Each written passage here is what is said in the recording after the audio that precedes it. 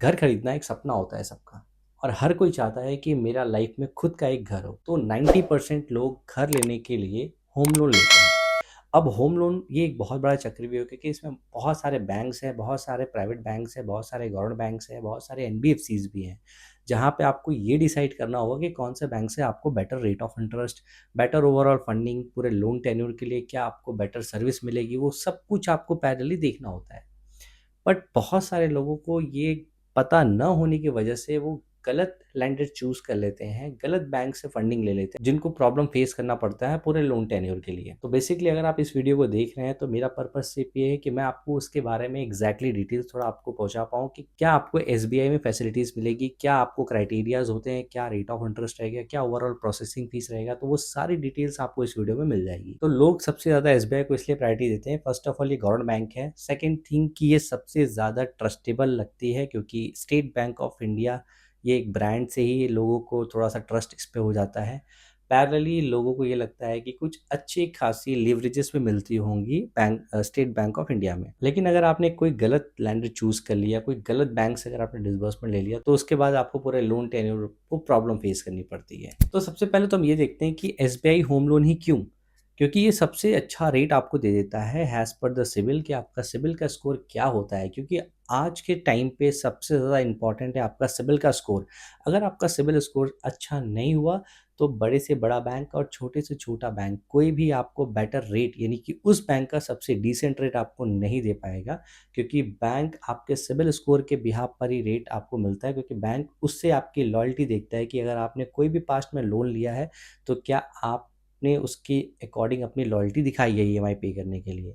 तो वो बहुत सारी चीज़ें होती हैं। तो जो सबसे मेजर फैक्ट होता है रेट ऑफ इंटरेस्ट में, वो होता है सिबिल का स्कोर। तो सिबिल स्कोर आपका बहुत अच्छा होना चाहिए। अगर आपका सबसे बेस्ट, यानी कि एक डिसेंट स्कोर है, एक एक्सीलेंट स्कोर है, तो आपको उस बैंक का सबसे बेस्ट रेट मिल जाएगा। No hidden cost charges. सबसे बड़ी बात ये होती है कि एसबीआई में कोई भी हिडन कॉस्ट नहीं है। अगर आपने होम लोन ले लिया तो लॉगिन से डिसबर्समेंट तक के सारे प्रोसेस आपको ट्रांसपेरेंसी रखे जाते हैं कि कहाँ पे कौन से चार्जेस आपको पे करने पड़ते हैं। तो वो सारा चीज़ आपका यहाँ पे ट्रांसपेरेंसी रहता है। कोई भी सिंगल रुपीज़ का भी चार्ज आपका अननेसेसरी डिडक्शन नहीं होता है। थर्ड कि यहाँ पे आपको कोई भी प्री पेमेंट पेनाल्टी आपको पे नहीं करना पड़ेगा। तो ये सबसे बड़ा एडवांटेज है आपको कि अगर आपने एसबीआई से होम लोन ले लिया तो आपको कोई भी पार्ट पेमेंट के लिए पेनाल्टी नहीं पे करना पड़ेगा। मतलब अगर आपने 50 लाख का लोन लिया तो अगर आपके पास 10 लाख रुपए आ गए तो आप पार्ट पेमेंट कर सकते हैं without any hidden cost. There is no any hidden cost. और एसबीआई में आपका डेली रिड्यूसिंग बैलेंस पे आपको होम लोन प्रोवाइड कराता है। ये सबसे प्लस एडवांटेज है आपको अगर आप होम लोन लेते हैं, क्योंकि ये आपके इंटरेस्ट को कम करता है बहुत तेजी से। अब एसबीआई है नहीं स्टेट बैंक ऑफ इंडिया, तो कुछ गवर्नमेंट स्कीम ना मिले ऐसा हो ही नहीं सकता है। स्टेट बैंक ऑफ इंडिया में आपको 4 स्कीम्स मिलते हैं। First SBI regular home loan. ये होम लोन सबके लिए होता है जो नॉर्मली अगर आप लोग होम लोन लेने जाते हैं, कोई भी अगर पर्सनल होम लोन की जाता है तो वहाँ पे आपको ये फैसिलिटी इसमें मिलती है जो भी उसमें होती है। सेकंड एसबीआई मैक्सकेन। ये सर्विसेज आपको दी जाती है अलग से। अगर आप इंटरेस्टेड हैं तो इस सर्विस को यूज करने से आपका इंटरेस्ट का पार्ट काफी अच्छा सेफ होता है। थर्ड होता है एसबीआई प्रिविलेज या फिर एसबीआई शौर्य। इसमें उन लोगों को बेनिफिट मिलता है जो डिफेंस में है या फिर जो गवर्नमेंट सेक्टर में काम करते हैं, उनको इसमें अलग से एक बेनिफिट मिलता है। फोर्थ होता है आपका एसबीआई रियलिटी। ये आपको ओनली प्लॉट लेने के लिए मिलता है और इस पे अलग से आपको बेनिफिट मिलता है। मतलब 4 टाइप के आप लोन ले सकते हैं एसबीआई से। अब एसबीआई के सबसे इंपॉर्टेंट थिंग्स पे चलते हैं जहाँ पे आपकी एलिजिबिलिटी देखी जाती है, एलिजिबिलिटी एंड डॉक्यूमेंटेशन।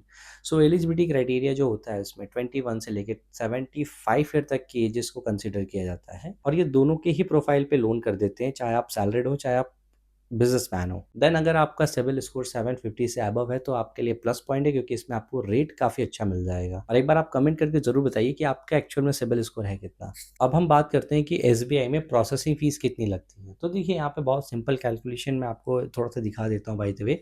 नॉर्मली इसका जो प्रोसेसिंग फीस है वो 10,000 रुपीज़ प्लस जीएसटी है, बट इसके अलावा लीगल और वैल्यूएशन चार्जेस भी लगता है, तो वो भी आपका कम्स टू 10,000 रुपीज़ जाता है। वो एग्जैक्टली आपको बैंक वाले ही बता देंगे।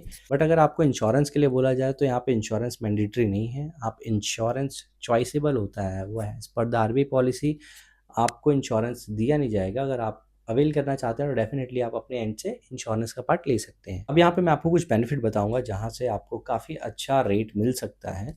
अगर आपका एक सिबिल का स्कोर डिसेंट है तो आप अपने SBI योनो ऐप से ही अप्लाई करिए, वहाँ पे आपको 0.05% का रेट डिवीजन मिल जाएगा। एंड सेकंड थिंग कि अगर आप मैरिड हैं तो आप अपनी वाइफ को ऐड कर सकते हैं या फिर आप अपनी मदर को ऐड कर सकते हैं। किसी वुमेन एप्लीकेंट्स को अगर लोन में आप एज अ को एप्लीकेंट ऐड करते हैं तो आपको रेट डिविएशन मिल जाता है, उसमें भी आपको 0.05% का रेट डिवीजन मिलता है। तो आई बिलीव अब SBI के होम लोन के बारे में आपको थोड़ा समझ आ गया होगा। अगर वीडियो अच्छी लगी हो तो प्लीज़ आप लाइक ज़रूर करें और कमेंट में आप प्लीज़ बताइए कि आपका सिबिल का स्कोर एक्चुअल में है कितना। जो कोई भी घर लेने का सोच रहे हैं प्लीज़ इस वीडियो को उन तक ज़रूर शेयर करें।